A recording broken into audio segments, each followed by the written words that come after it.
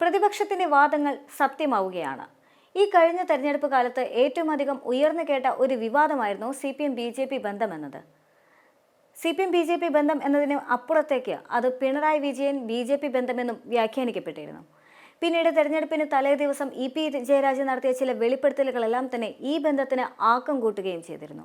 അങ്ങനെ യഥാർത്ഥത്തിൽ കേരളത്തിൽ BJPക്ക് അക്കൗണ്ട് തുറക്കാൻ സാധിച്ചത് അത് CPMന്റെ കൂടി സഹായത്തോടു കൂടിയാണ് എന്ന് വ്യാഖ്യാനിക്കപ്പെടുകയും ചെയ്തിരുന്നു.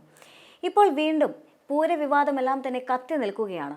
മാത്രമല്ല, പോലീസ് മേധാവിക്ക് BJP നേതാവുമായുള്ള കൂടിക്കാഴ്ച കൂടി ഇവിടെ ചർച്ച ചെയ്യപ്പെടുമ്പോൾ സ്വാഭാവികമായും അത് വിരൽ ചൂണ്ടുന്നത് കേരളത്തിന്റെ ഭരണപക്ഷത്തിലേക്കാണ്. കേരളത്തിന്റെ ഭരണപക്ഷം എന്നതിനേക്കാൾ അപ്പുറത്തേക്ക് അത് CPMലേക്കാണ് എന്നുകൂടി തിരുത്തി വായിക്കേണ്ടി വരും. എന്തു തന്നെയാണെങ്കിലും പ്രതിപക്ഷം പണ്ട് മുതലേ ഉന്നയിച്ചിരുന്ന ഇത്തരത്തിലുള്ള CPM-BJP ബന്ധമാണ് ഇവിടെ ചുരുളഴിയുന്നത് എന്ന വാദം ഇപ്പോൾ ഏറെ പ്രസക്തമായി നിൽക്കുകയാണ്. കഴിഞ്ഞ കുറച്ച് ദിവസങ്ങളായിട്ട് ADGPയും BJP നേതാവുമായുള്ള കൂടിക്കാഴ്ച വലിയ തരത്തിലുള്ള വാർത്തകൾക്കെല്ലാം തന്നെ തുടക്കം കുറിച്ചിട്ടുണ്ടായിരുന്നു. എന്നാൽ ഇപ്പോൾ ADGP താൻ അത്തരമൊരു കൂടിക്കാഴ്ച നടത്തിയെന്ന് സമ്മതിക്കുന്ന സാഹചര്യത്തിൽ എന്തുകൊണ്ട് അദ്ദേഹം കൂടിക്കാഴ്ച നടത്തി എന്ന ചോദ്യത്തിന് ഉത്തരം തേടുകയാണ് യഥാർത്ഥത്തിൽ രാഷ്ട്രീയ കേരളം. ആ ഉത്തരം ചെന്ന് നിൽക്കുന്നത് മുഖ്യമന്ത്രി പിണറായി വിജയനിലുമാണ്. റിപ്പോർട്ട് ചെയ്യുമ്പോൾ അത് എത്തുന്ന ആർക്കാ? മുഖ്യമന്ത്രിക്കല്ലേ. മുഖ്യമന്ത്രി പറഞ്ഞിട്ടാണല്ലോ യാത്ര. പിന്നെ സ്പെഷ്യൽ ബ്രാഞ്ച് റിപ്പോർട്ട് കൊടുത്തിട്ട് എന്താ കാര്യം? അവർ ചെയ്യേണ്ട ഡ്യൂട്ടി ചെയ്തു. പക്ഷേ മുഖ്യമന്ത്രിക്ക് സുഖമായിട്ട് കാര്യങ്ങൾ നടത്താനുള്ള അവസരം ഉണ്ടായി. ഇതോടെ വലിയൊരു മഞ്ഞുമലയുടെ ഒരു ഭാഗം മാത്രം ഒരുക്കിക്കഴിഞ്ഞു എന്നാണ് കോൺഗ്രസ് നേതാവായ രമേശ് ചെന്നിത്തലയും പറയുന്നത്. അദ്ദേഹം പറയുന്നത് BJPയെ സംബന്ധിച്ച് BJP കേരളത്തിൽ ജയിക്കാനായി എന്തും ചെയ്യും. എന്നാൽ BJPക്ക് വേണ്ടി എന്ത് സഹായം ചെയ്യാൻ മുഖ്യമന്ത്രി പിണറായി വിജയനും തയ്യാറാണ് എന്നാണ് രമേശ് ചെന്നിത്തലയും പറഞ്ഞു വെക്കുന്നത്.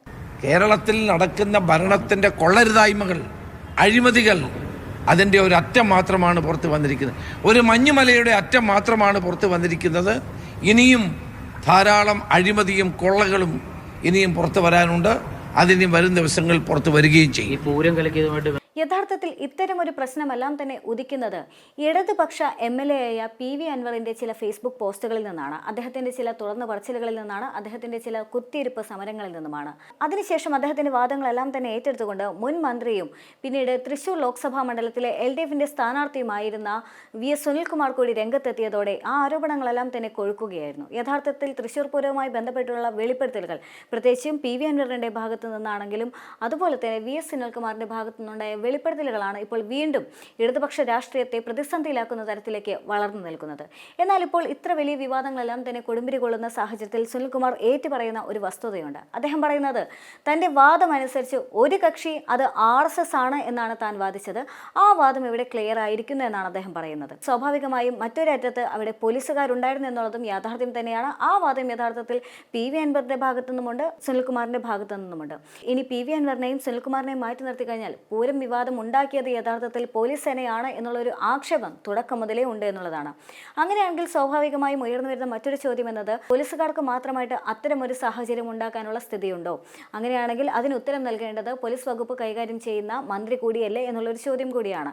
ഇവിടെ ചുരുളഴിയുന്നത് സുനിൽകുമാറിന്റെ വാദമാണെങ്കിലും മുന്നോട്ട് വയ്ക്കുന്ന മറ്റൊരു യാഥാർത്ഥ്യം എന്ന് പറയുന്നത് ഒരു പക്ഷത്ത് RSS ഉണ്ട് എന്ന കാര്യം തീർച്ചയാണ്. അങ്ങനെയാണെങ്കിൽ മറ്റൊരു പക്ഷത്ത് ഉണ്ടാകാൻ സാധ്യതയുള്ളത് അത് സ്വാഭാവികമായും പോലീസിനെ കൈകാര്യം ചെയ്യുന്ന മന്ത്രി തന്നെയായിരിക്കും, അല്ലെങ്കിൽ ആ നേതൃത്വം തന്നെയായിരിക്കും. സ്വാഭാവികമായും അത് വീണ്ടും വിരൽ ചൂണ്ടുന്നത് പിണറായിയിലേക്കാണ്. അങ്ങനെയാണെങ്കിൽ സുനിൽകുമാർ പറയാതെ പറയുന്നതും ഇതിനെല്ലാം തന്നെ ചുക്കാൻ പിടിച്ചത് അഥവാ ഇതിനെല്ലാം തന്നെ ഒരു മൗന അനുമതി നൽകിയത് മുഖ്യമന്ത്രി തന്നെയാണോ എന്നൊരു സംശയം സുനിൽകുമാറിന്റെ ഭാഗത്തു നിന്നും ഉണ്ടോ എന്നുകൂടി ഇതിനോടുകൂടി കൂട്ടി വായിക്കേണ്ടി വരും. ഈ ADGP ഇങ്ങനെ സന്ദർശനം നടത്തി എന്നുള്ളത് മുഖ്യമന്ത്രിയുടെ ഓഫീസിൽ അതിന് സ്ഥിരീകരണം കൊടുത്തു എന്നുള്ളത് നിങ്ങളുടെ വാർത്തയാണ്. അതിൻ്റെ വസ്തുത എന്താണെന്ന് എനിക്കറിയില്ല. വാർത്തയും വസ്തുതയും തമ്മിൽ വ്യത്യാസമുണ്ട്. അപ്പോൾ മുഖ്യമന്ത്രിയുടെ ഓഫീസിൽ മുഖ്യമന്ത്രിക്ക് ഇങ്ങനെ വിശദീകരണം കൊടുത്തു എന്ന് ADGP ഇതുവരെ നമ്മളോട് പറഞ്ഞിട്ടില്ല, പരസ്യമായി പറഞ്ഞിട്ടില്ല. ആ വാർത്തയാണ് ഞാൻ കേട്ടിട്ടുള്ളൂ. അപ്പോൾ വാർത്ത അനുസരിച്ചാണെങ്കിൽ അത് വളരെ ഗൗരവമുള്ളൊരു കാര്യമാണ്, വാർത്തയുടെ അടിസ്ഥാനത്തിൽ. ഇനി വസ്തുതകൾ പുറത്തു വരുമ്പോൾ അത് വിശദമായിട്ട് അതിൻ്റെ മറുപടി പറയുന്നതാണ് ഉചിതം. അല്ലാതെ കേവലം നമ്മൾ വാർത്ത കേട്ട ഉടനെ തന്നെ ചാടിക്കേറി അതിൽ അഭിപ്രായം പറയുന്നത് ഇന്നത്തെ സാഹചര്യത്തിൽ ശരിയായിരിക്കില്ല. പക്ഷെ അങ്ങനെ ഉണ്ടായിട്ടുണ്ടെങ്കിൽ അത് ഗൗരവമുള്ള കാര്യമായിട്ടാണ് ഞാൻ കാണുന്നത്. വാർത്തയോടുള്ള പ്രതികരണമാണ്. ഇനി വസ്തുതകളോടുള്ള പ്രതികരണം വസ്തുതകൾ വരുമ്പോൾ പറയും. പിന്നെ ഇപ്പോൾ ഒരു കാര്യം നിങ്ങൾ ഈ മീഡിയകൾ പറഞ്ഞു വരുന്നത് എന്താ? ഇപ്പോൾ ഇദ്ദേഹം അവിടെ സന്ദർശനം നടത്തിയത് നിങ്ങൾ പറയുന്ന അനുസരിച്ച് പൂരത്തിനെ അലങ്കോലപ്പെടുത്താൻ വേണ്ടിയാണെങ്കിൽ അപ്പോൾ അതിലെ ഒരു കക്ഷി RSS ആണെന്ന് നിങ്ങളിപ്പോൾ കൺഫേം ചെയ്തിരിക്കുകയാണ്. അതുതന്നെയാണ് ഞാൻ പറഞ്ഞുകൊണ്ടിരുന്നത്. ഈ പൂരം കലക്കുന്നതിന് പിന്നിൽ ഒരു കക്ഷി BJP ആണെന്നുള്ളതാണ്, അല്ലെങ്കിൽ RSS ആണെന്നുള്ളതാണ്. നിങ്ങളിപ്പോൾ പറഞ്ഞുകൊണ്ടിരിക്കുന്നത് തന്നെയാണ്. അല്ലെങ്കിൽ ഇപ്പോൾ RSS നേതാക്കന്മാരെ കണ്ടതാണല്ലോ നിങ്ങൾ പറയാറ്. ഈ പൂരം കലക്കാൻ RSS നേതാക്കന്മാരെ പോയി കാണാമെന്ന് പറഞ്ഞാൽ RSS നേതാക്കന്മാർ പൂരം കലക്കുന്നത് മുൻകൂട്ടി അറിഞ്ഞെങ്കിൽ അവർ തടയണ്ടേ? പൂരത്തോട് സ്നേഹമുള്ളവരാണെങ്കിൽ. പൂരം കലക്കാൻ ഉദ്ദേശിക്കുന്നുണ്ടെങ്കിൽ പൂരം കലക്കിയാൽ ജയിക്കുമെന്നുള്ള താല്പര്യം ആരുടെ താല്പര്യമാണ്? അത് RSSന്റെ താല്പര്യമാണ്. അപ്പോൾ ഇവിടുത്തെ തൃശ്ശൂർക്കാരായിട്ട് എന്നെ സംബന്ധിച്ചിടത്തോളം ഇവിടെ തോറ്റോ ജയിച്ചോ എന്നുള്ളതല്ല പ്രശ്നം. ഇനി പ്രതിപക്ഷത്തിന്റെയും CPIയുടെയും പ്രതികരണങ്ങൾ മാറ്റി നിർത്തിക്കൊണ്ട് എന്താണ് യഥാർത്ഥത്തിൽ CPMന്റെ നേതാക്കൾക്ക് പറയാനുള്ളത് എന്ന് ചിന്തിക്കുമ്പോൾ അവിടെ MA ബേബി പറഞ്ഞു വെക്കുന്ന മറ്റൊരു വസ്തുത എന്ന് പറയുന്നത് എല്ലാം സംസ്ഥാന നേതൃത്വം തീരുമാനിക്കട്ടെ എന്നാണ്. അതായത് പ്രത്യേകിച്ചും ഈ വിഷയത്തിൽ തങ്ങൾക്ക് ഒന്നും പറയാനില്ല എന്നാണ്. യഥാർത്ഥത്തിൽ CPMനെ സംബന്ധിച്ച് ഇപ്പോൾ സമ്മേളനങ്ങൾ കൂടി തുടങ്ങിയിരിക്കുന്ന സാഹചര്യത്തിൽ പാർട്ടിയുടെ പ്രാദേശിക തലത്തിൽ പോലും ഉണ്ടാകുന്ന വിള്ളലുകളും പ്രശ്നങ്ങളും എല്ലാം തന്നെ ചർച്ച ചെയ്യപ്പെടുന്ന ഈ സാഹചര്യത്തിൽ ഇത്ര വലിയ കോളിളക്കമുണ്ടാക്കുന്ന ആരോപണങ്ങൾ ഉണ്ടായിട്ടും നേതാക്കളൊന്നും പറയുന്നില്ല. CPMന്റെ ഭാഗത്തു നിന്ന് യാതൊരു തരത്തിലുള്ള പ്രതികരണങ്ങൾ വരുന്നില്ല.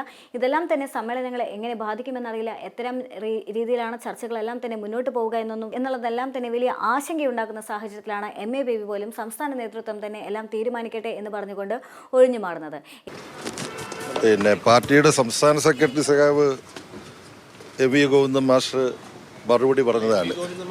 അപ്പം ഇത് സംബന്ധിച്ച് കേരളത്തിൽ നടന്ന ഈ കാര്യങ്ങളെക്കുറിച്ച് സഖാവ് ഗോവിന്ദൻ മാസ്റ്റർ പറഞ്ഞ മറുപടിയാണ് ഇപ്പോൾ നമുക്കുള്ളത്. അതിനപ്പുറത്ത് പറ്റൊന്നും ഇപ്പോൾ പറയാനില്ല.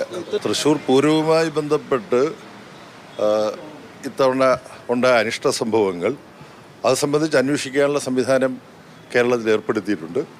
അതിൻ്റെ റിപ്പോർട്ട് വരുന്ന മുറയ്ക്ക് അതുമായി ബന്ധപ്പെട്ട കാര്യങ്ങൾ ഗൗരവമായിട്ട് ചർച്ച ചെയ്യേണ്ടതുണ്ട്.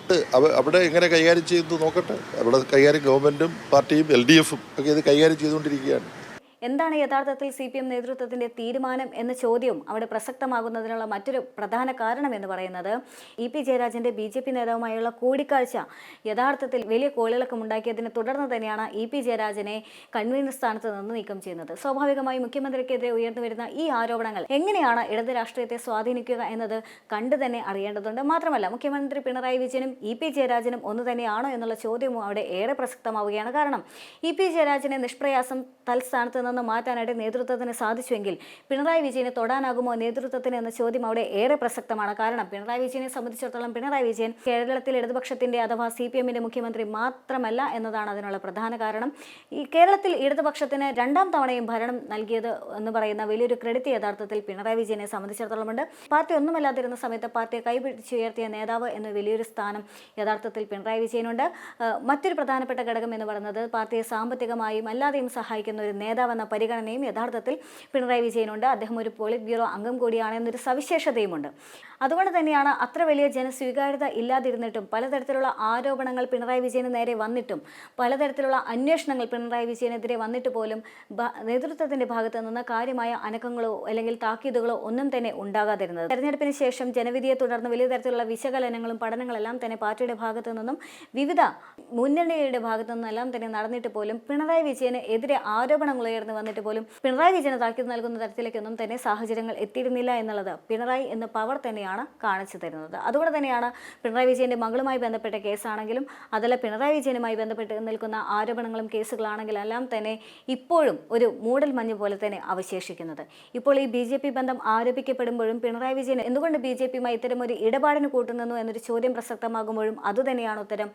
മുഖ്യമന്ത്രിയുടെ മകളുമായി ബന്ധപ്പെട്ട് നിൽക്കുന്ന ആരോപണങ്ങളും മുഖ്യമന്ത്രിയുമായി ബന്ധപ്പെട്ട് നിൽക്കുന്ന കേസുകളും എല്ലാം തന്നെയാണ് അതിനുള്ള ഒരേ ഒരു ഉത്തരം. അതുകൊണ്ട് തന്നെ എന്താണ് ഇത് കേസുമായി ബന്ധപ്പെട്ടുകൊണ്ട് ഇടതുമുന്നണിയിൽ സംഭവിക്കാനിരിക്കുന്നത് എന്ന് കണ്ടു തന്നെ അറിയേണ്ടതുണ്ട്.